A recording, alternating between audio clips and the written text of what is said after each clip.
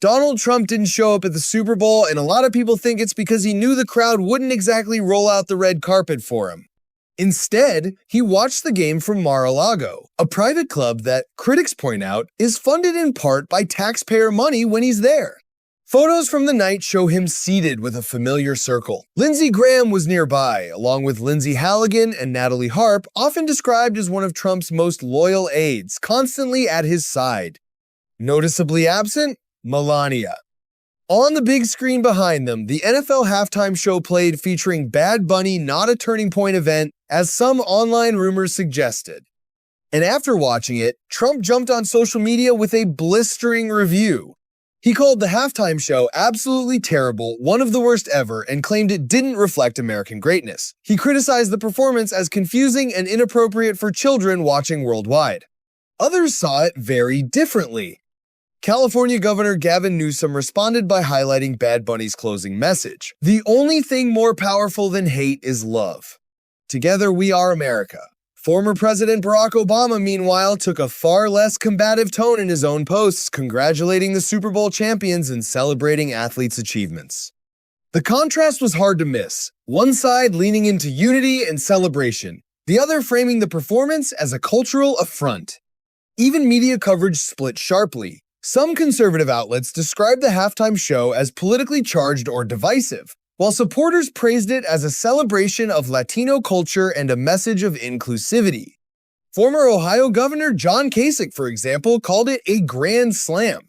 But the halftime debate quickly became just one small part of a much larger and far more serious conversation online. Attention has once again turned to the Epstein files, the thousands of documents tied to Jeffrey Epstein's trafficking operation. Trump's name appears numerous times in those records, as do many other high-profile figures across politics and business. The larger issue for many Americans isn't partisan, it's transparency. Why are there still millions of documents unreleased? Why do some witnesses refuse to testify publicly? Why are key proceedings happening behind closed doors? Ghislaine Maxwell, currently serving a sentence for child sex trafficking, has invoked her Fifth Amendment rights in response to congressional questions. Lawmakers from both parties have expressed frustration about what information remains hidden and who, if anyone, will ultimately be held accountable. Meanwhile, political infighting continues. Some Republicans are pushing to question Bill and Hillary Clinton in closed-door sessions, even as the Clintons have reportedly said they're willing to testify publicly. That disagreement alone has raised eyebrows. Even conservative voices have begun questioning how this is being handled. Podcasters and commentators on the right have openly criticized what they see as evasiveness from officials. I would rather these things go away. But Thomas Massey, Ro Khan, other people, they're pushing it. Pushing it. Marjorie Taylor Greene, pushing it. These things come out. The Republicans now go, we want Bill Clinton to testify because we want to play political points with this, because the Republicans still think this is a political issue, bless their hearts. The Republicans still think that this is a political issue, and this is not a political issue. It's about who goes to the fish. Trump knows a couple of people went to the fish. Now, the Clintons know it too. At the heart of it all is a question that cuts beyond party lines. Who knew what and when? And why does it still feel like the full story hasn't come out? You don't have to be the director of the FBI to see that this guy's trafficking women. He's trafficking underage women.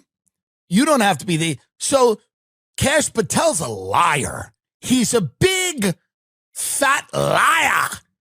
He's a liar, and he should resign and step down because he's lying. Why is he lying? Why would he tell such a fib? That is a lie. It is a lie, and he's bad at it. He's terrible at it. And we knew it was a lie when he said it. And now it's such a lie, it's actually funny. It's like a junkie who's like, no, man, I'm just tired. Like, we know you're on drugs. He's lying, and he knows he's... As the political world argues about halftime shows, tweets, and culture wars, many Americans are focused on something deeper: accountability. Because at the end of the day, this isn't about red versus blue. It's about whether powerful people are ever truly held to the same standards as everyone else. And that's a conversation that isn't going away.